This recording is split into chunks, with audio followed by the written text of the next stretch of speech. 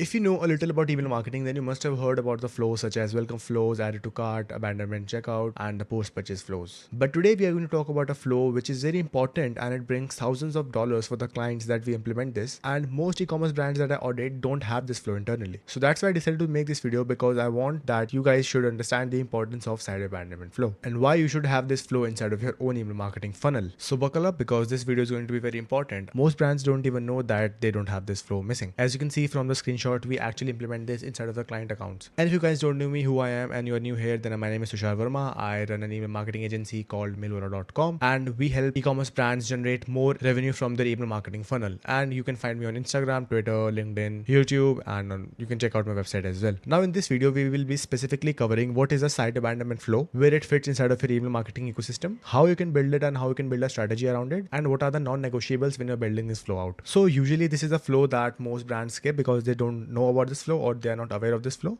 They have heard all about welcome flow, abandonment checkout, abandonment cart, and browse abandonment, but this flow consistently gets missing from the accounts that I audit. It basically fires as soon as visitors hit your homepage and leave. They are not adding anything to cart, they are not browsing any product, they just come onto the website and they leave. For example, if I landed on the Nike's website and I did nothing else right now, I should fire the site abandonment flow. And that's exactly what a site abandonment flow is, because if I were to take a look at a product or at a collection, then other flows would fire off, such as browse abandonment or collection abandonment. And now if you're wondering where does this flow even sits inside of your marketing funnel, then it lives at the very top, just right besides the welcome flow. The job of site abandonment flow is to catch the visitors that every other flow misses, such as welcome flow, browse abandonment flow, because for those flows to be triggered, there need to be an intent. But when someone leaves your website on your homepage, there isn't any intent there. So this captures that. Visually, this is your homepage and this is where the site abandonment flow lives. Someone lands on the homepage, they don't do anything else, neither they browse the product, add anything to cart, they just visit the website and they bounce. That's when the site abandonment flow triggers, so that it can bring them back on the website and lead them to other funnels, such as browsing a product or adding something to cart. Do not make a mistake of thinking that this is an abandonment cart or let's say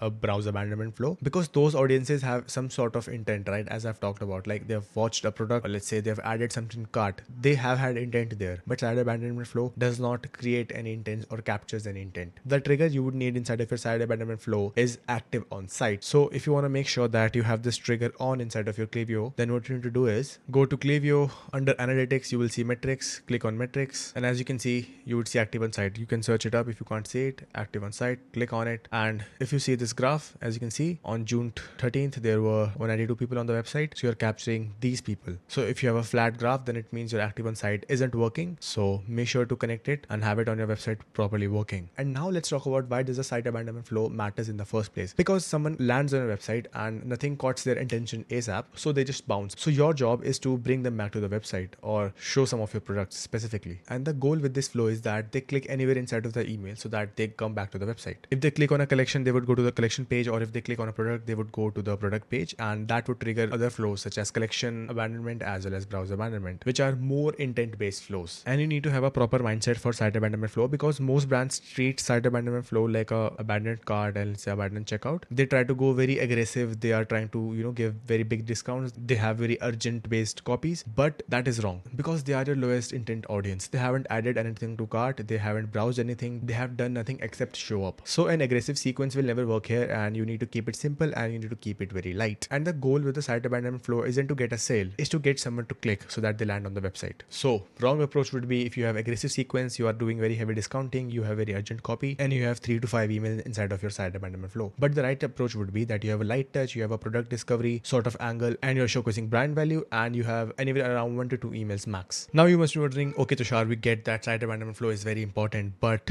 how should we build it for our own brand, and what is the strategy behind building a site abandonment flow? First and foremost, you only get 1 or 2 emails inside of your site abandonment flow. So email 1 and email 2 should do completely different things, but both kind of has the same goal, to get them back onto your website to browsing some sort of product or collection. Email 1 could be about encouraging browsing, showcasing your bestsellers or top collections, offer support or guidance if you have a complex product, and you need to make sure that you're sending this flow within 1 or 2 hours of the visit, because if you're sending this let's say 3 hours, 4 hours, 10 hours later, then people will definitely forget that they've even visited your website, so then it doesn't make sense. So be a bit quicker on the timing here. And with email 2, it is optional, you can test it out for yourself, but it could be a more of a personal reminder, it could reinforce what makes your brand different, and you can have a light incentive if needed. If you're okay with using discounts, then you can have a 10, 20, 15% off, or you can repurpose repurpose your welcome discount as well. And a third or fourth email is quite possible, but that's very rare. But in most accounts, 2 is enough for the audience to jump back to the website and trigger some sort of other flow, such as browser abandonment or collection abandonment or any other flow as well. If you were to dive a bit deeper, what email 1 should do, the first email isn't about selling, it's just about showing what you have inside of your inventory. Bestsellers work very wonders here because people do not know what they should look at. So that's why when you back your emails with the bestsellers, there's a reason that they're your bestsellers, right? So you need to lead with what's mostly likely to catch attention. And again, the goal is here very simple, is that you need to get a click. Once you're back on the product page or category page, the browser abandonment flow or collection abandonment flows will take over. And you do need to make sure that the emails inside of the site abandonment flow are visually appealing and it is very easy for them to click onto the CTA. Here I have a good example attached. This doc will be inside of the description, so you can just take a look at this after this video. Now let's talk about how are you actually going to make it clickable and more engaging. The first email that goes out inside of the site abandonment flow does not have to be a standard product grid because that has been overused and every brand does that. So you need to be a bit different. Because in my own experience, the best site abandonment flows that I've seen are the ones that give people reason to interact with that email. And here are some examples that you can use which are really highly engaging. You can do some sort of find your style, quiz-based, personality-based product picker section. That angle works wonders. As you can see right here, take your quiz to find out what's your back to school style. So this is very interactive and it makes the email very fun. Lastly, if you want to keep it very simple and you want to keep it around your bestsellers, you can create a curated best-selling sections with a strong visual layout, which would look something like this. As you can see, very visually appealing, and they're talking about some of the bestsellers that they have. Now let's talk about the second email, because it is important when you're sending it, and do you even need it in the first place? Because not every brand needs a second email,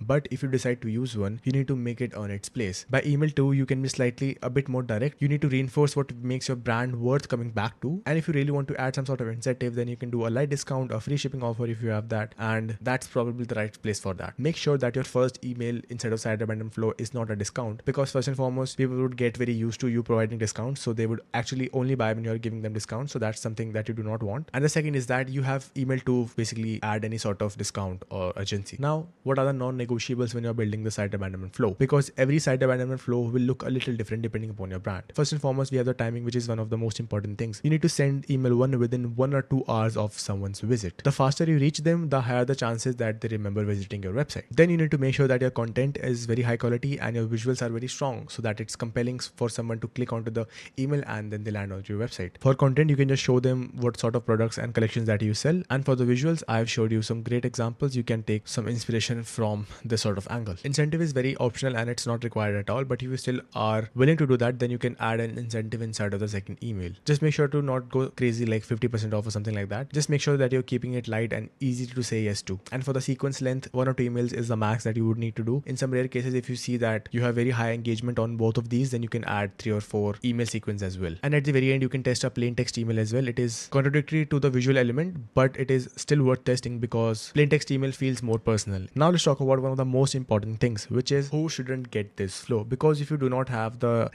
proper required filters in place, then this flow will mess up your other email marketing flows. By now, you already know that the site abandonment flow lives at the very top of your funnel and it has the same entry point as the welcome series. So if you do not have the right filters in place, you will overlap flows and they will destroy the customer experience. So here are the required filters, and you need to exclude anyone who has started checkout since the flow has begun, has placed an order in the last 15 days, has added to cart since the flow has begun, has viewed a product since this flow has begun, has viewed a collection since this flow has begun. And if you also want to protect your deliverability as well, then you need to make sure that you need to exclude anyone who has bounced all the time, anyone who has marked you as spam all the time, anyone who has unsubscribed via click all the time. And make sure that you have a smart sending rule in place, so you're not sending anyone who is currently in the welcome series. So make sure that you're excluding anyone who has received a welcome email in the last 24 hours, because a new subscriber is going to get your welcome series regardless. If you're sending them the site abandonment flow as well, then it could be a bit overwhelming and they might unsubscribe from your emailing list, which you do not want. And for the re-entry part, don't forget this, that you need to allow subscriber to re-enter this flow after a set period of time. Recommended 14 to 30 days.